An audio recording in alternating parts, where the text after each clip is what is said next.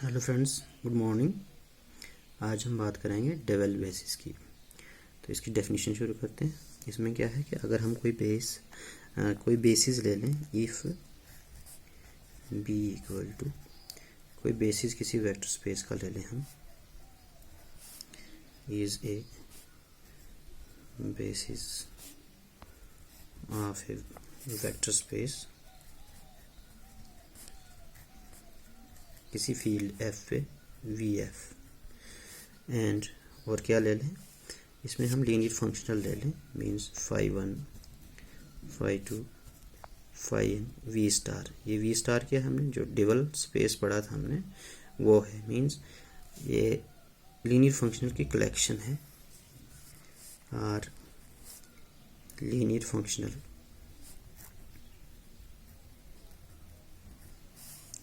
Define किस वे से, define as, हर एक कैसे डिफाइन है, means φi of V G equal to कैसे डिफाइन है कि जब i j के बराबर होगा तो ये 1 होगा, if i equal to j। और अगर ये बराबर नहीं है, मीन्स अगर ये 1 है ये 2 है तो बराबर नहीं है तो तब ये 0 हो जाएंगे। ये फंक्शन डिफाइन है। तो ये जो कलेक्शन बनती है इनकी collection, then B star equal to ये जो कलेक्शन हम डिफाइन करते हैं इसको हम डेवल बेसिस कहते हैं। ये किसका बेसिस होता है, लीनियर फंक्शनल का बेसिस होता है। ये वाला जो है किसी वेक्टर वी का, वेक्टर स्पेस वी का बेसिस है, और ये जो है ये लीनियर फंक्शनल मतलब वी स्टार का बेसिस है, is a basis of V star and इसी को हम कहते हैं is known as dual basis of B, means B का डेवल बेसिस है।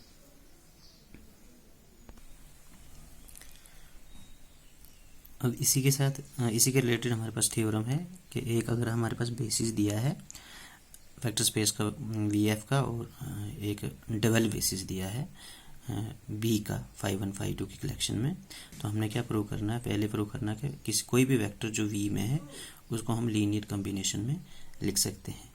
और दूसरा, कोई भी लीनियर फंक्शनल अगर डबल बेसिस में ले लें तो उसको हम उसको भी लीनियर कॉम्बिनेशन में लिख सकते हैं।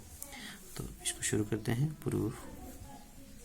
अब फर्स्ट कंडीशन क्या दी है कि कोई भी वेक्टर जो वी में है, अगर वी में है तो हम इसको किस में लिख सकते हैं, हमें पता है कि जो बी है वो इसका बेसिस है, तो किसी भी वेक्टर को हम इसके वेक्टर्स की लीनियर कॉम्बिनेशन में लिख सकते हैं। Mean for V belong to V, हम वी को ऐसे लिख सकते हैं I from 1 to n alpha I V I. किसी कोई भी scalars, for scalars alpha I belong to किसी फील्ड में एफ में। तो इसका मतलब ये हो गया कि अगर हम इस पे कोई फंक्शन डिफाइन करें, ये वेक्टर्स तो वी के हैं तो इन पे हम फंक्शन डिफाइन कर सकते हैं। जो फंक्शन हमने क्रोनिकर फंक्शन जो डिफाइन किया फाई के वी इक्वल टू, इसको बोथ साइड अप्लाई कर लो आप, I from 1 to n alpha I V I. अब देखो ये जो है ये क्या है, लीनियर फंक्शनल है। तो लीनियर फंक्शनल मीन्स ये इस पे डिस्ट्रीब्यूट हो सकता है। मतलब ये हो गया कि हमारे पास अगर हमारे पास अल्फा वी हो तो हम इसको alpha time phi of V लिख सकते हैं। तो इसका सेम ऐसे हो गया कि आप इसको अंदर ले लो, I from 1 to n alpha आई बाहर हो जाएगा और फाई के वी आई हो जाएगा। जो हमने क्रोनिकर डेल्टा सिंबल पढ़ा था उसमें क्या था कि फाई आई आप कोई भी वेक्टर वी जे ले लें हैं तो ये होता है 1 कब, जब आई जे के बराबर होगा, और 0 कब होगा, जब आई जे के बराबर नहीं होगा। तो इसमें भी जब के आई के बराबर होगा तो 1 ले लेना इसको, और जब के आई के बराबर नहीं होगा मीन्स ये दो नंबर सेम नहीं होंगे तो तब 0 ले लेना हमने। तो इसको फर्दर करेंगे तो ये हो जाएगा आई फ्रॉम 1 to n अल्फा आई। तो ये जो हमने फंक्शन डिफाइन किया था स्टार्टिंग में कि अगर ये बेसिस है इसका तो इसको हम इस फंक्शन से डिफाइन कर सकते हैं। इक्वल टू जब i इक्वल टू 1 लोगे तो i 1 हो जाएगा, और ये हो जाएगा डेल्टा 1 i प्लस जब अल्फा i 2 लोगे तो ये हो जाएगा डेल्टा 2 i प्लस, वैसे चलते रहेंगे। तो ये हो जाएगा अल्फ़ा के, जब के पास जाओगे तो अल्फ़ा के डेल्टा के और प्लस वैसे चलते रहेंगे, एन तक जाना है हमने, तो अल्फ़ा एन डेल्टा के एन हो जाएगा। ये बाकी सेम नहीं आ रहे, मतलब आई 1 आई के बराबर नहीं है, 2 आई के बराबर नहीं है, यहाँ के बराबर है। तो ये टर्म, ये वाली जो टर्म है ये 1 हो जाएगी, बाकी सारी ज़ीरो हो जाएंगी। तो ये हो गया हमारे पास, बाकी सारी ज़ीरो हो गई, मीन्स अल्फ़ा 1 0 प्लस अल्फ़ा 2 0, ये बचता है सिर्फ हमारे पास अल्फ़ा के, और इसकी जगह 1 प्लस अल्फ़ा एन, ये 0 हो गया। तो सब 0 हो गया, तो मीन अल्फ़ा के। तो मतलब ये हो गया कि फाई के वी को हम अल्फ़ा के लिख सकते हैं। Phi K of V equal to alpha K, मतलब हो गया कि किसी भी नंबर के लिए इंडेक्स अगर 1 है तो हम इसको अल्फ़ा 1 लिखेंगे, अगर ये 2 होगा तो अल्फ़ा 2। तो मतलब ये हो गया कि किसी भी आई के लिए हम इसको अल्फ़ा आई लिख सकते हैं, फॉर एनी आई। ठीक, तो देयरफॉर हमें क्या गिवन था, स्टार्टिंग में था कि अगर वी जो है हम लीनियर कॉम्बिनेशन में लिख सकते हैं अल्फ़ा आई वी आई। तो मतलब इसका ये हो गया कि फाई वी को फाई आई, हाँ, तो इसको मतलब ये हो गया अल्फ़ा आई की जगह हम फाई आई वी लिख सकते हैं। तो किसी भी वेक्टर स्पेस को हम इस फॉर्म में लिख सकते हैं, alpha V I and V I. ये फर्स्ट पार्ट हमारा प्रूव हो गया।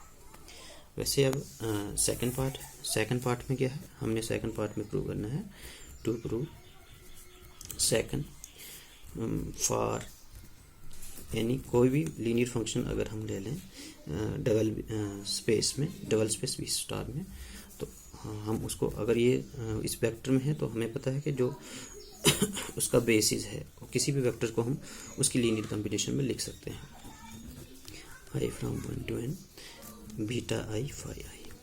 ये बीटा को स्केलर है, फॉर सम स्केलर, ये जो है वी स्टार से लिए गए, फॉर सम स्केलर बीटा आई इन किसी फील्ड एफ में से। तो अब जैसे ये क्या है, हमारे पास फंक्शन है, वो फर्स्ट वाले में वेक्टर्स थे, तो फंक्शन है तो इसको किसी वेक्टर पे अप्लाई कर सकते हैं। Phi of V I, phi of V one, पहले फर्स्ट वेक्टर के लिए ले लो आप, तो इसको हम लिख सकते हैं I from 1 to n beta I phi I. इसको किसी वेक्टर 1 पे अप्लाई कर लो आप। तो अब क्या है, ये अगर लीनियर फंक्शनल है तो ये बीटा आई कांस्टेंट है, ये आउटसाइड हो जाएगा, तो ये इस पे अप्लाई हो जाएगा। तो I from 1 to n beta I phi I of V one. जो क्रोनिकल डेल्टा हमने सिंबल फंक्शन डिफाइन किया था, तो आई जब 1 होगा तो तब ये 1 होगा, अदरवाइज ये 0 हो जाएगा। तो यहाँ से क्या हो गया, ये मीन्स जब आई इक्वल टू 1 होगा तो बीटा 1 फाई 1 ये हो गया, प्लस वैसे अगर आई 2 होगा तो बीटा 2 फाई 2 अब वेक्टर फिक्स्ड है, ये वेक्टर फिक्स्ड है, वैसे आगे चलते रहेंगे, beta N phi N of V N. तो ये हो गया बीटा 1। अब जो क्रोनिकल डेल्टा सिंबल था आई जे, ये 1 होता है जब आई जे के बराबर होगा, और 0 है आई जब जे के बराबर नहीं होगा। तो इसमें देखो हमने फर्स्ट वेक्टर लिया था, तो वो हो गया डेल्टा 1 और आई, प्लस वैसे बीटा 2 हो जाएगा डेल्टा 2 1 प्लस बीटा 3 डेल्टा 2 3, वैसे 3 और 1 वैसे चलता रहेगा। तो बाकी सारे जीरोज हो जाएंगे, तो यही बचेगा हमारे पास बीटा 1। सिमिलरली हम क्या कर सकते हैं, phi of V two equal to beta 2, या फिर फाई ऑफ वी 3 होगा बीटा 3। वैसे भी किसी वेक्टर के लिए हम डिफाइन कर सकते हैं इसको। मतलब ये हो गया कि phi of V I equal to ये बीटा आई हो जाएगा for 1 less than I less than N. इसका मतलब ये हो गया कि जब हम फाई जो हमारे पास I from 1 to n beta I phi I है, तो मतलब ये हो गया कि बीटा आई की जगह हम ये रिप्लेस कर सकते हैं, I from 1 to n phi of V I, और फिर फाई आई अलग से लिख सकते हैं। तो या तो इसको ऐसे लिख लो, I from 1 to n phi of V I. तो यही हमने प्रूव करना है, hence which is required proof. Thank you.